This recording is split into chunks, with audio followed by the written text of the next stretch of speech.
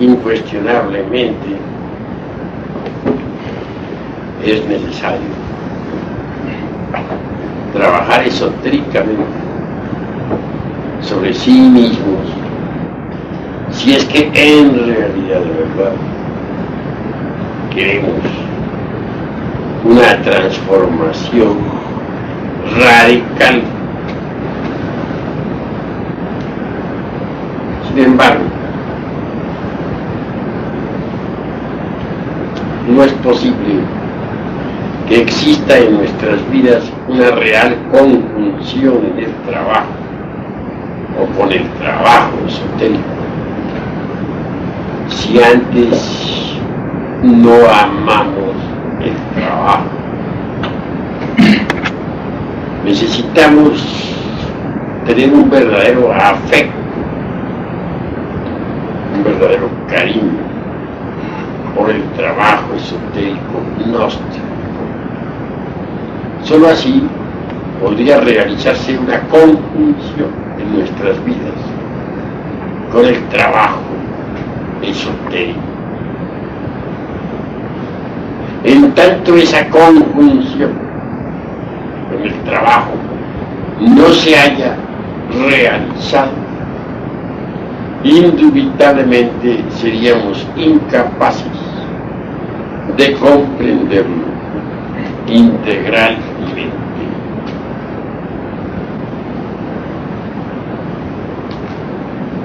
Se requiere sentir afecto por estos estudios. Muchas gentes llegan a conocer la enseñanza, llegan a entender el cuerpo de doctrina hasta cierto punto, pero no se deciden de verdad a trabajar sobre sí mismos. Esto se debe a que cada persona tiene en su interior un cúmulo de elementos indeseables que jalan en distintas direcciones, que apuntan hacia diferentes intereses.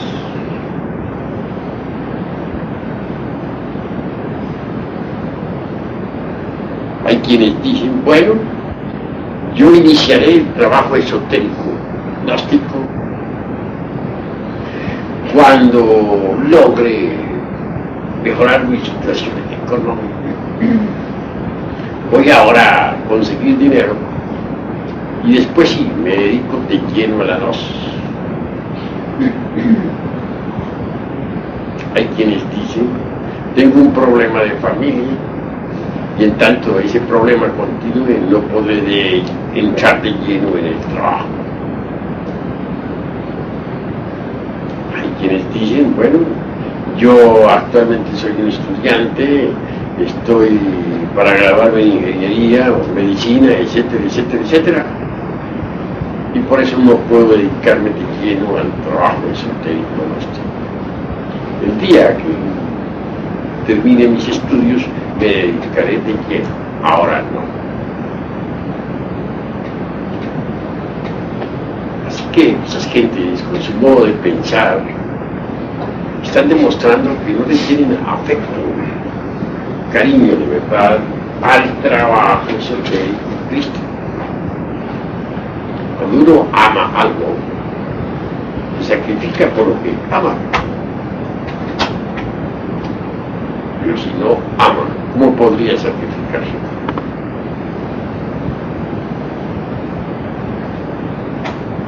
Para que uno se dedique de lleno al trabajo, se requiere ante todo amarlo entrañablemente. Si uno no ama el trabajo, pues no es posible que se forme la conjunción con ese trabajo esotérico gnóstico. Si no hay conjunción del trabajo con nuestras vidas, obviamente no trabajaremos, eso es todo. Nos contentaremos con leer algunas obras, y hasta asistir a las conferencias, etcétera, pero no pondremos, no trabajaremos. He ahí lo grave. Cuando no se trabaja las enseñanzas que aquí nosotros damos en tercera cámara y que hacemos conocer a través de nuestros libros, indubitablemente no se puede comprender tampoco el trabajo esotérico gnóstico. Recuerden ustedes la parábola del mercader en el Evangelio de Cristo, el caso aquel de un mercader que quiso apoderarse de una perla preciosísima. Sucedió que no tenía cómo de momento apoderarse de la misma. ¿Qué hizo? La vendió. Vendió todo lo que tenía, todos sus valores, en fin, todo lo que poseía, con tal de conseguir esa perla preciosa. La consiguió. Así también el trabajo esotérico es una perla preciosa. Para conseguirla tiene uno que dejar toda clase de intereses secundarios.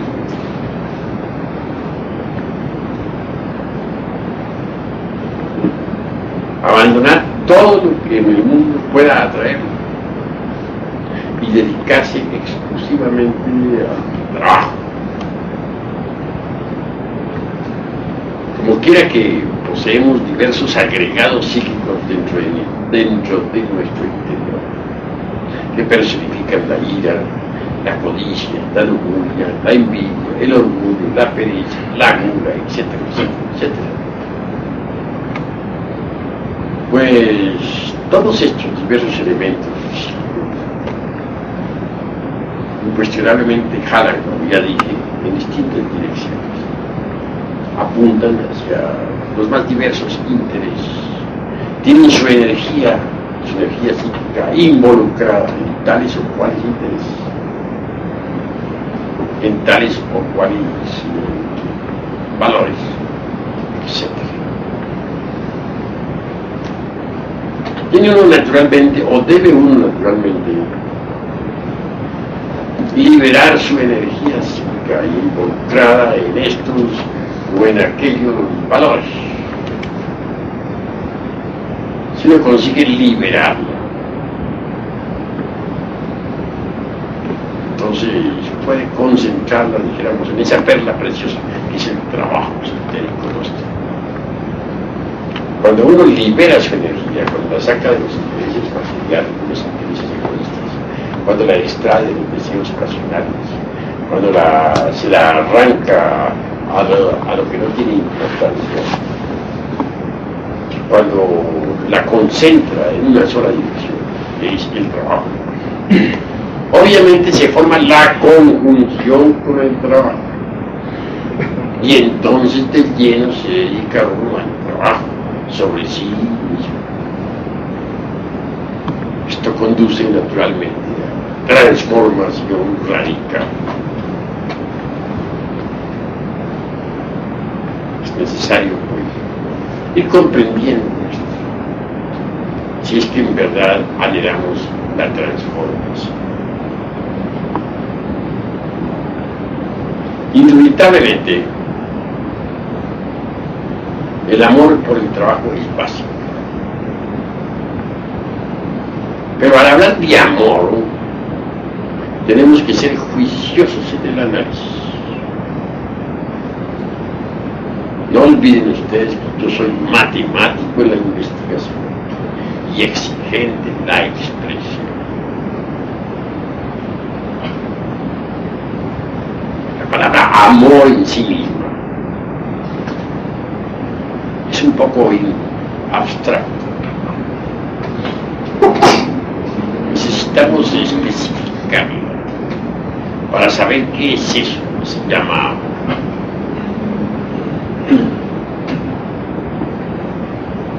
ante todo, nos toca consultar un poco el Evangelio de Cristo. El gran Cabil Jesús dijo: en que os améis los unos a los otros, probaréis, demostraréis que sois mis discípulos. También hay otra frase del gran Cabil muy interesante: ama a Dios sobre todas las cosas y al prójimo como a ti mismo. O no hagáis a otros lo que no queráis que se os haga a ti mismo. La gente, al escuchar las palabras del amor, sienten que algo les llega al corazón, pero como quiera que tienen la mentalidad en estado subjetivista, como quiera que no han dado objetividad a su pensamiento. Obviamente no captan la honda significación de tal palabra.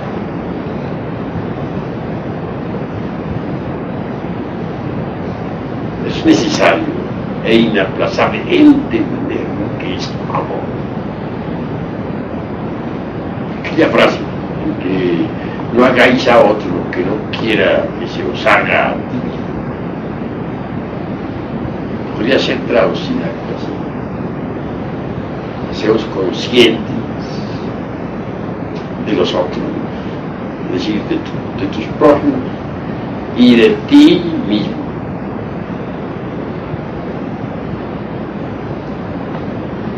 Aquella otra: amaos los unos a los otros como yo he amado, podría ser traducida: seos conscientes de los otros y de ti mismo.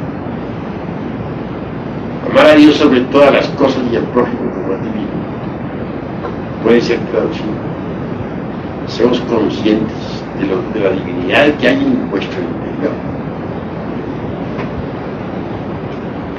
y del prójimo y de ti mismo.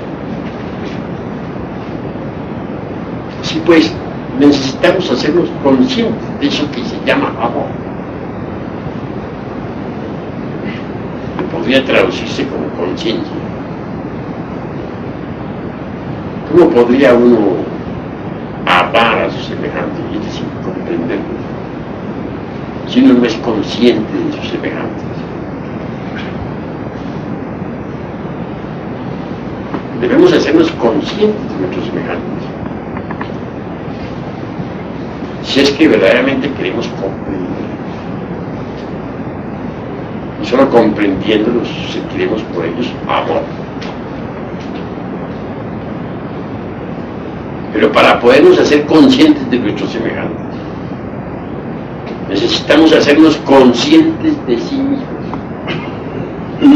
Si un hombre no es consciente de sí mismo, ¿cómo va a ser consciente de sus semejantes? Y si no es consciente de sus semejantes, ¿cómo podría comprenderlos? Y si no los comprende, ¿cuál sería su conducta con relación a ellos?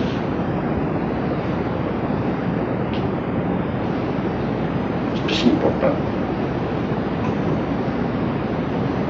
En el trabajo esotérico gnóstico tiene que haber afecto por el trabajo, pero no podría haberlo si no lo comprendiéramos. Comprensión es fundamental. Bueno, continuando hacia adelante, prosiguiendo con esta disquisición, diremos lo siguiente: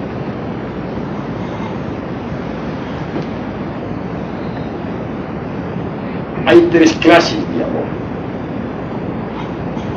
Cuando algún discípulo pregunta a Jesús en Cristo, o esta cosa, porque existe el amor meramente sexual, existe el amor puramente emocional y existe el amor consciente En uno de nuestros rituales decimos, amor es ley, pero amor consciente.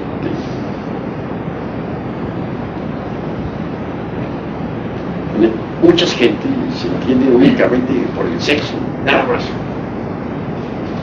Esto es amor sexual.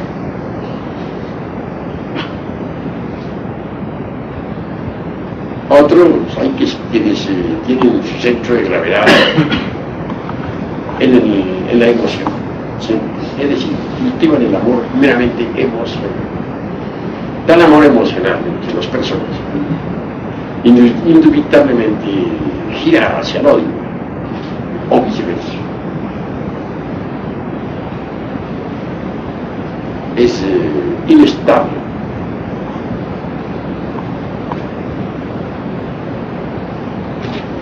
Está lleno de amarguras, pasiones, celos, etc. Por tanto, no podría calificarse como un amor vicioso en el sentido completo de la palabra. Incuestionablemente, solo el amor consciente merece nuestra veneración. Pero para que exista el amor consciente, se hace indispensable, ante todo, trabajar sobre sí mismo, para eliminar de sí mismo los elementos psíquicos indeseables que en nuestro interior cargan. De lo contrario, no habría amor consciente en nosotros. ¿Cómo podría tener amor consciente alguien que es puramente emotivo? Un sujeto XX lleno de celos, lleno de recelos, etc. Para que ese amor consciente nazca, hay que eliminar los elementos de la pasión, los celos, las riñas, etc. Hay que eliminar elementos puramente sensuales, etc. Y aprender a colocarse siempre en el punto de vista ajeno. ¿Cuán difícil es aprender a colocarse en el punto de vista ajeno? ¿Cuán difícil? Quien se eleva, quien aprende a sentir amor consciente, sabe colocarse en el punto de vista ajeno. Aquello de no hagáis a otros lo que no quieras que se haga a ti, puede traducirse: seamos conscientes de los demás y de ti mismo.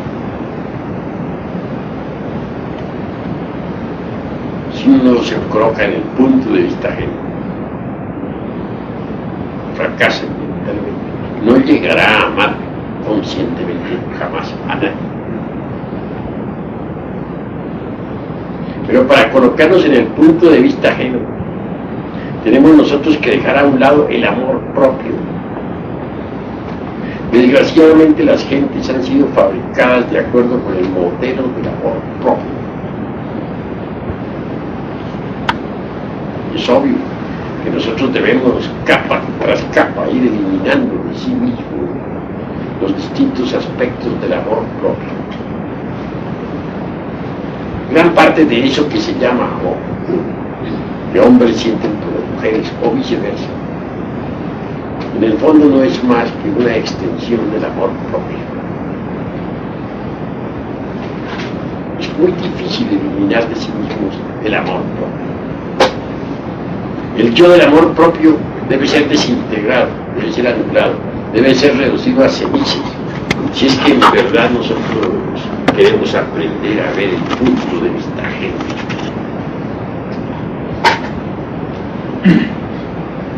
Normalmente nadie sabe ver el punto de vista ajeno. Nadie sabe situarse en el puesto de los demás.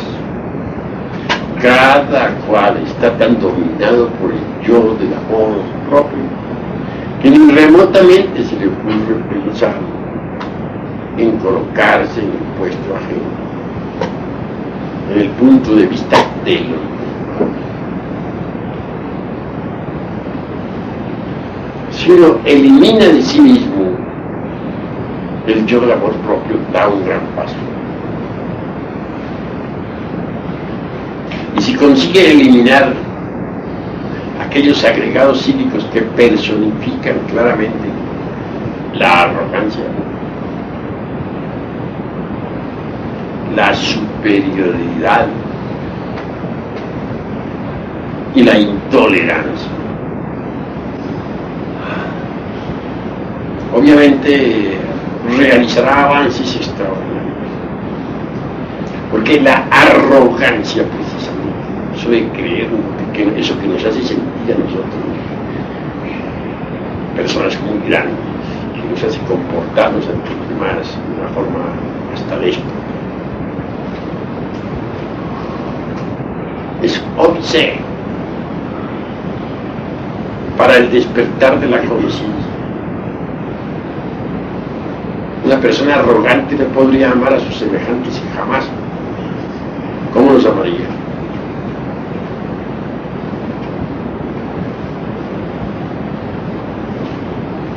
La superioridad.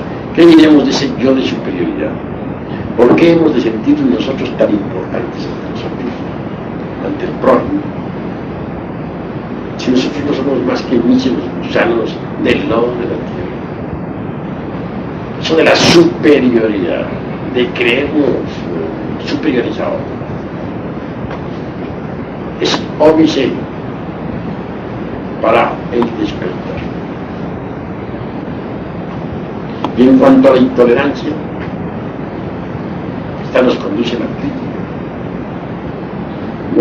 Vemos los defectos del prójimo, pero no vemos los nuestros. Vemos la paja en el ojo ajeno, pero no vemos la viga que hay en el nuestro. Solo cuando uno se coloca en el punto de vista ajeno, entonces aprende a ser más tolerante con el prójimo. Y como resultado desaparece la crítica destructiva y perjudicial. Si hace necesario, pues, aprender a colocarnos en el puesto de los demás. De fulano de tal robó. Estamos seguros nosotros de no haber robado a alguien jamás. ¿Quién podría decir que fulana de tal adulteró? Estamos seguros de que jamás en la vida hemos adulterado.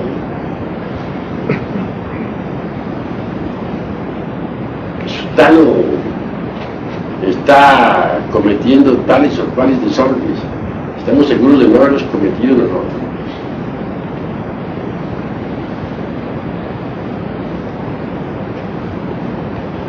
Claro, cuando uno desarrolla la tolerancia, esa crítica destructiva desaparece. Ella necesita desarrollar la tolerancia, pero para que la tolerancia se desarrolle en nosotros, hay que eliminar los agregados psíquicos de la intolerancia. Solo así podrán hacer en nosotros la tolerancia. Eso es claro, completo, en el sentido más trascendental de la palabra. No se admira y ve cómo se critica el prójimo.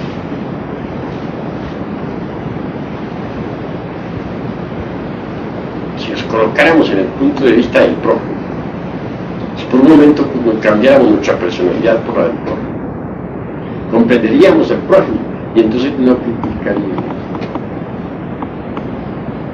Resulta muy importante aprendernos a colocar en el punto de vista ajeno, en el puesto del prójimo. Esto es indispensable. Desgraciadamente las gentes no saben ver el punto de vista ajeno.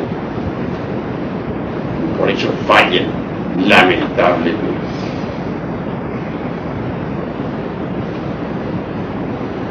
Incuestionablemente, la conciencia es lo interesante. Y la conciencia es amor.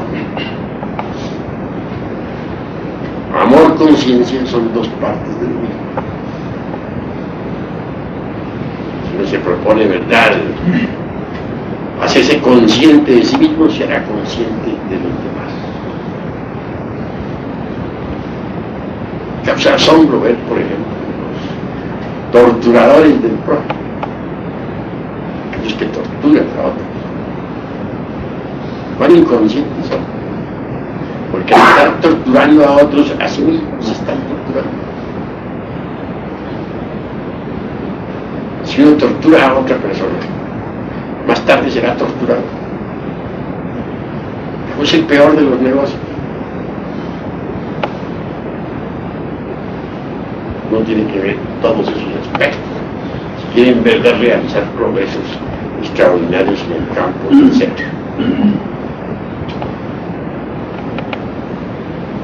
Cuando uno viene al trabajo esotérico gnóstico, hay una pugna terrible, espantosa, entre los valores pasados y el trabajo que ha de realizar. Como les dije, existen múltiples intereses. Dentro de nosotros hay múltiples agregados psíquicos apuntando hacia diversos intereses de orden económico, político, social, pasional, etcétera, etcétera, etcétera. Y eso precisamente impide que se entre de lleno en el trabajo esotérico. Pasar de esa fase a otra, en que uno deje todo por el trabajo esotérico, es lo radical, es lo definitivo. Abandonar todas las cosas del mundo para dedicarse al trabajo esotérico. Desgraciadamente las gentes no piensan así.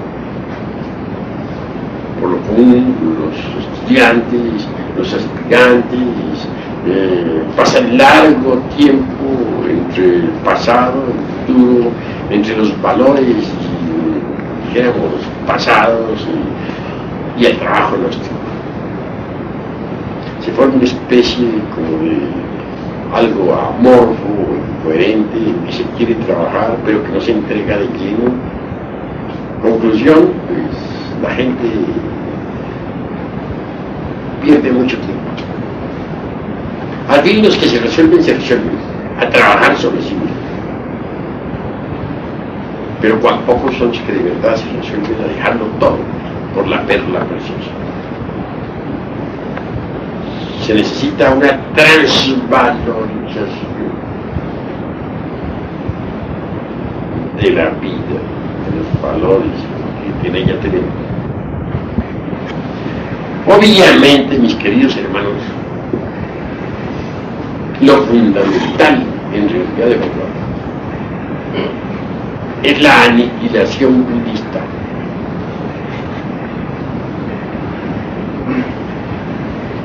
Los teósofos le tienen terror a la palabra aniquilación. Dejar de existir, dicen, esto es pavoroso. Se necesita pasar por la gran aniquilación budista. Dejar de existir aquí y en todos los mundos. No tenerle miedo a la muerte. Desafortunadamente la gente teme a la muerte. Y inconscientemente ofrecen resistencia a estas enseñanzas. Ustedes mismos que me están escuchando, ¿están seguros de no estar en este momento ofreciendo alguna resistencia a la explicación que estoy dando sobre el trabajo esotérico? ¿Están seguros algunos de ustedes de no estar aburridos en este momento, de no estar bostezando? ¿No sienten ustedes que al hablarles yo en esta forma, algunos de ustedes no sienten que se vuelve un poco árida la enseñanza?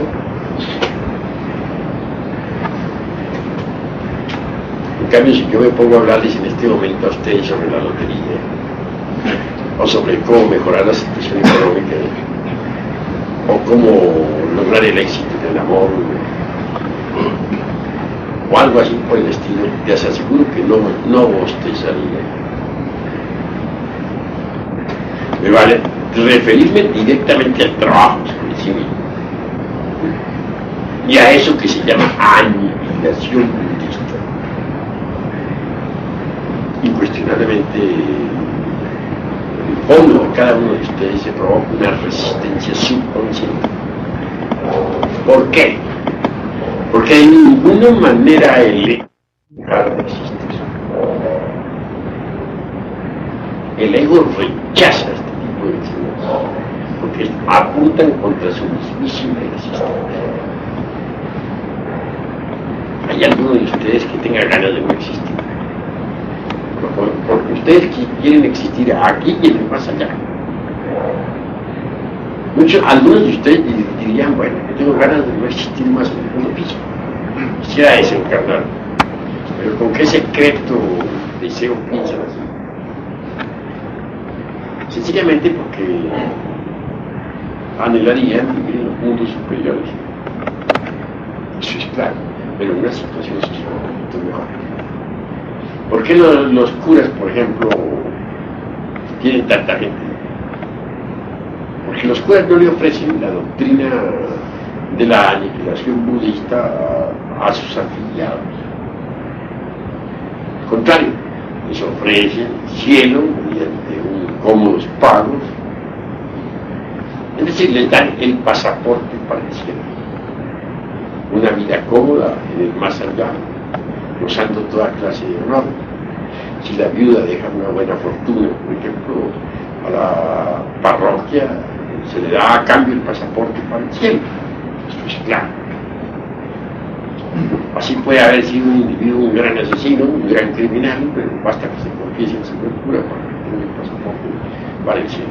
Ahora, si deja un dinerito más el señor cura antes de morir, pueden ustedes estar seguros de que según el señor cura se iría derechito al cielo. Ni siquiera pasaría por el purgatorio. Sería feliz. Y eso atrae, gusta a la gente, tiene mucho problema. Porque a Alejo no le gusta en modo alguno que alguien le ponga una pistola en el pecho. Ya está aquí. Por ejemplo, ahí me llegan cartas de todo Centroamérica, de todo Sudamérica. Me preguntan por chakras, me preguntan por iniciaciones, poderes, posiciones sociales, posiciones dentro del mismo movimiento gnóstico, situaciones económicas, cuestiones de amores y amorío, etc. Pero muy rara vez en la vida he recibido alguna carta relacionada con la disolución del ego. Por lo menos en este momento no recuerdo haber recibido una carta en ese sentido. Todos me piden poderes, grados y señorío, dinero y posiciones dentro del movimiento gnóstico, etc. Pero con gran dolor no encuentro una carta de alguien que esté luchando por cambiar radicalmente. No encuentro una carta de alguien que esté luchando por disolver el ego.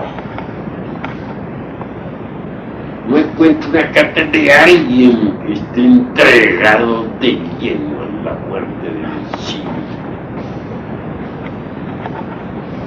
No, sí, morir, vivir todo, aunque sea mago negro, no importa, pero vivir.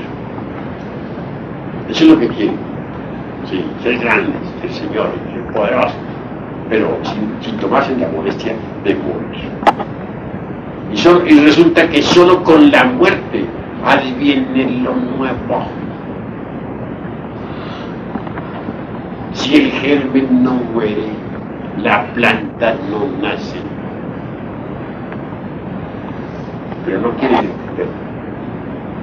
Algunos se quejan de sus cartas, que dicen que todavía no logran salir conscientemente de los traumas, que todavía ellos quisieran estar iluminados, pero no reciben todavía los mensajes de los mundos superiores, etcétera, etcétera, etcétera, y otras tantas. No quieren darse cuenta que la iluminación no es posible lograrla si antes no se ha liberado la conciencia. No quieren darse cuenta que la conciencia no se emancipa jamás, si no se destruye primero el ego. Eso no quieren darse cuenta. Ellos quieren estar iluminados, pero sin destruir el ego. Absurdo, pero así son, y ni modo. Habrán en el mundo, mis estimables hermanos, muchas escuelas. Las hay y fascinantes, encantadoras, órdenes místicas de toda especie, sectas, pero de nada sirven si uno no muere en sí mismo. ¿De qué sirven todas esas escuelas que no enseñan la destrucción del mí mismo? Si la muerte no, la iluminación, la emancipación no viene sino con la muerte. De manera que si uno no muere, está perdiendo su tiempo, miserable. Y para morir en sí mismo, tiene que amar este trabajo. Tiene que tenerle un afecto, tiene que tenerle cariño. Porque una cosa es recibir la enseñanza aquí en grupo, y otra muy distinta, por cierto, hacer conjunción de nuestra vida individual, privada, con el trabajo. El trabajo crístico.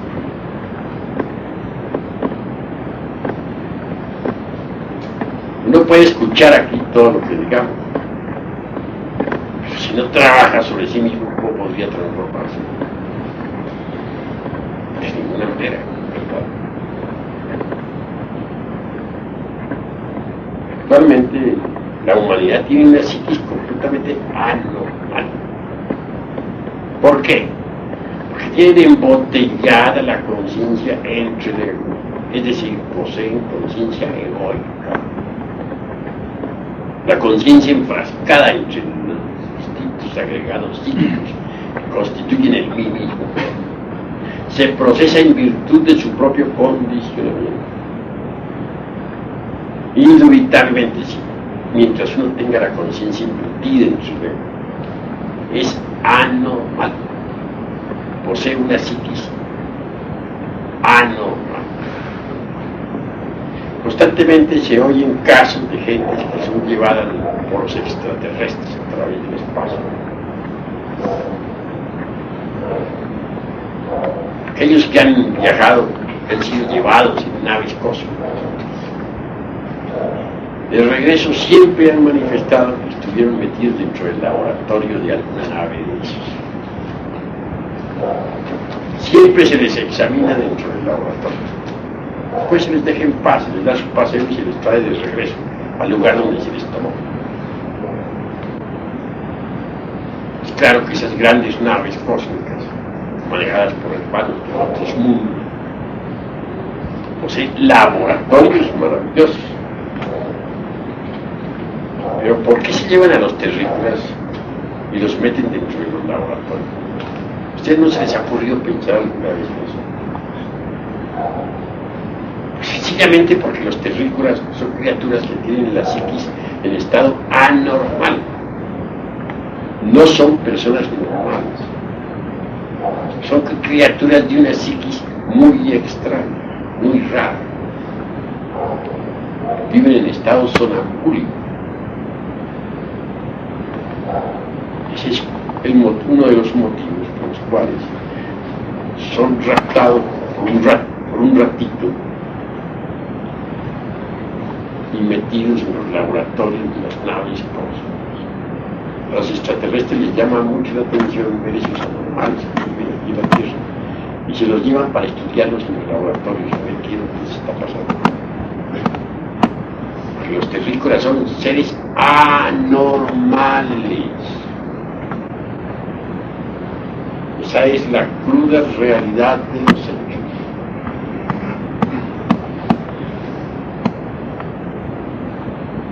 Ahora se explicarán ustedes pues todo esto con claridad. Uno viene a tener una psiquis normal cuando ha trabajado sobre sí. Antes no es posible. En tiempos arcaicos de nuestro mundo, la psiquis de los seres tricerebrados era normal. Entonces la humanidad estaba a tono con las otras humanidades planetarias. Pero desgraciadamente, después de la aniquilación del abominable órgano articulador que le fuera dado a la humanidad, con el propósito de establecer la estabilidad de la corteza geológica de la Tierra, la psiquis se volvió normal, porque las consecuencias de ese abominable órgano quedaron depositadas en los 5 cilindros de la máquina orgánica. Esas consecuencias constituyen lo que se llama ego. La conciencia embutida entre el ego empezó a funcionar en forma anormal y sigue anormal, desgraciada. Sí, pues que el propósito de nosotros es crear criaturas normales, sacarlas del estado de anormalidad psíquica en que se encuentran. Vean ustedes las diversas anormalidades de los tricerebrados terrícolas.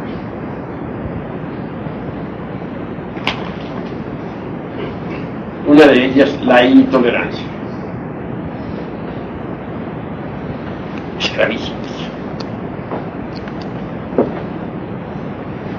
Ver el defecto ajeno, mas no ver el defecto que cargamos. Si a otros entregamos tal o cual error, muy sobrados los tenemos nosotros. Lanzar juicio sobre las actitudes o pensamientos o proyectos de nuestros semejantes sin evidencia previa. Es una normalidad. Porque si uno ve, por ejemplo, en un semejante,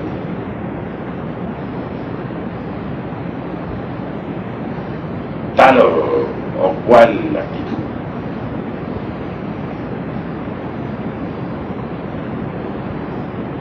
¿por qué lanzar juicios sobre la misma?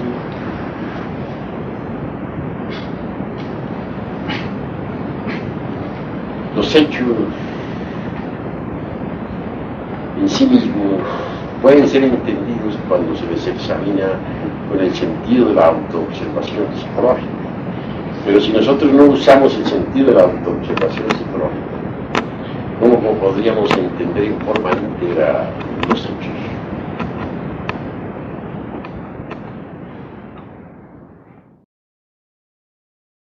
Observación psicológica. Pero si nosotros no usamos el sentido de la autoobservación psicológica, ¿cómo podríamos entender en forma íntegra los hechos?